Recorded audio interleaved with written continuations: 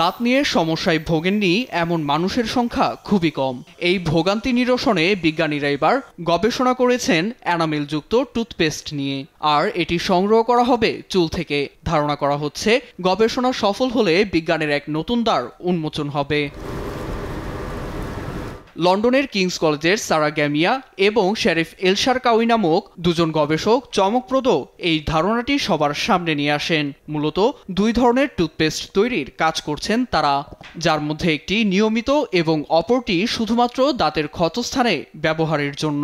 এছাড়াও দাঁতের দ্রুত ক্ষয়রোধ, সেন্সিটিভিটি থেকে সুরক্ষা এবং এনামেল স্ট্রাকচার গঠনেও এই টুথপেস্ট সহায়তা করবে।